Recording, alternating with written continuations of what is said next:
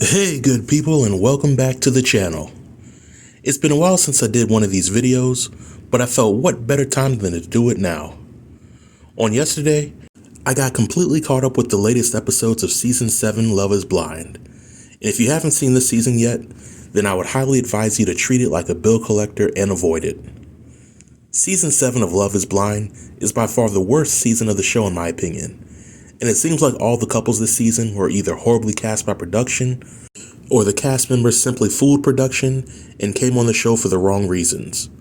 Either way, this season is a dumpster fire, and there's really no point in watching the remaining episodes. But over the remaining portion of this video, I will share my thoughts on the couples that were matched for the season. So without any further delay, let's jump right in. Marissa and Ramses. Let's call the connection what it is. Lust at first sight. Sure, these two have a number of things in common, but the issues that they have seem to be glaring red flags within their relationship. First, I think from a personality perspective, with Marissa being bossy and Ramses being opinionated, their relationship is a powder keg waiting to explode.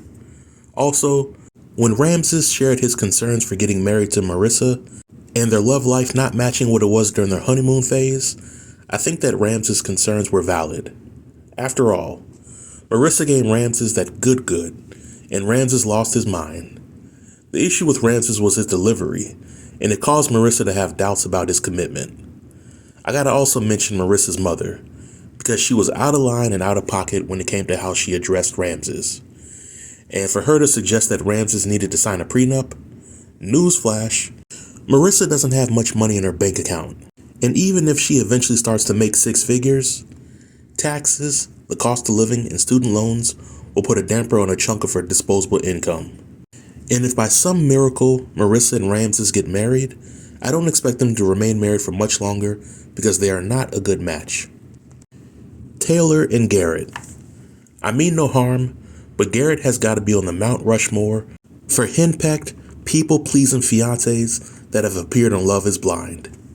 He blindly does whatever Taylor wants him to do without offering much pushback, and he's willing to leave his family, friends, and businesses behind to travel to the other side of the country simply because she wants to up and leave. Taylor approached this relationship with a my way or the highway mentality, and she overreacted to Garrett's situation involving a message that he may or may not have replied to. In my opinion, after that incident, Garrett should have ran for the hills and knew that Taylor wasn't the one for him. I have absolutely no faith in these two or their chances of having a long-lasting marriage. Monica and Steven. This match was doomed before it had a chance to blossom. When they first saw each other, it was clear that Monica felt that Steven was beneath her, but she decided to keep him around so that she could tell herself in the world that she put forth the effort in the process. But in all fairness, Steven, aka Preston from the BET show Sisters, had a host of issues that he brought within the relationship, which primarily revolved around sex. You see, good people, Monica put that thing on Steven, and when she decided to cut him off for his own good, his wires got all crossed and he started sending crazy messages to other women. What I find interesting about the situation was that Monica was cool with Steven being into pegging, but him sending messages to other women was a bridge too far. Let's call it what it is. Monica and Steven knew that this relationship was not going to work out due to how they were not willing to fulfill each other's needs, and I wasn't surprised that these two did not make it. Hannah and Nick. From the first time these two met, it's been a one-way first-class ticket to cringe city. Hannah is by far one of the most judgmental and egotistical people that I've ever seen on reality TV, which says a lot. And oftentimes, Nick looked like a hostage within this farce of a relationship during his scenes. You would think that Hannah was a supermodel millionaire genius with the way that she promotes herself while on the show. Hannah spent much of her screen time with Nick, putting him down and telling him why he's not worthy of her, while simultaneously claiming that she loved him. Nick is a lot better than me, because I would have been out the first sign of trouble. What I found interesting about their whole dynamic was when Nick finally met Kate, Kate was able to communicate her concerns to Nick in such a way that Nick was understanding and receptive to her feedback. Instead of tearing Nick down, she used her opportunity to breathe life into him and speak to who he could become. I hope that Nick and Kate start dating after the show because Nick deserves to find somebody that'll make him happy.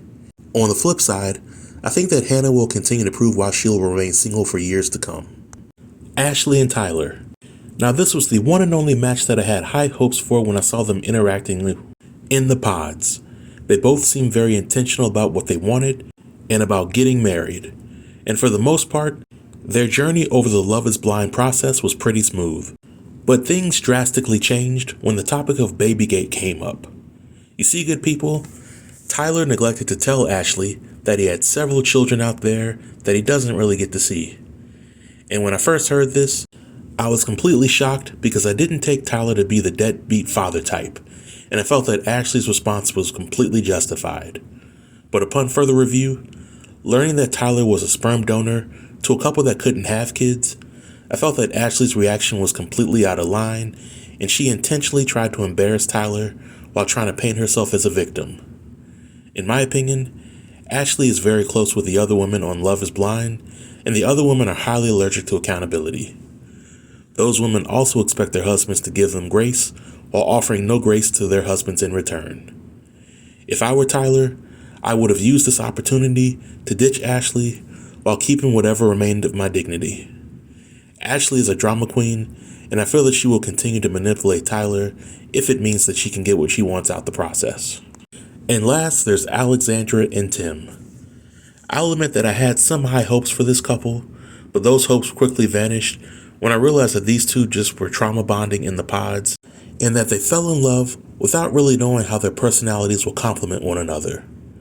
I know next to nothing about Tim, but from what I do know, he is a guy that means business, and he wears his heart on his sleeve. Tim is also somebody who likes to have fun, and he cracks jokes as a way to take his mind off of the personal issues that he's experienced. The uncomfortable truth is that after Alexandra and Tim met, they clashed like oil and water. Alexandra was essentially turned off by Tim's sense of humor, and Tim told her how important it was to be with somebody that was fun to be around. In my opinion, there were very few scenes throughout the series that showed that Alexandra was fun to be around. She did show a high level of selfishness in a lot of her scenes. In my opinion, a lot of footage with Tim and Alexandra was either edited out, or a lot of the drama that happened between the two of them happened off screen. And given Alexandra's personality, as well as her dirty home, I'm not surprised that Tim decided to call quits out of their relationship. I think that Tim truly wanted to be married, but Alexandra crossed all the red lines, which include disrespecting Tim, as well as his parents after meeting them. The only person that I felt sorry for in this process was Alexandra's father, because he seemed genuinely happy that Alexandra was getting married and that Tim was going to be his son-in-law. But these are my thoughts on the season, and I'd like to know what you all think. Please feel free to leave all comments below in the comment section, and I'll be sure to reply to everybody. Until next time, stay tuned and stay safe. Peace.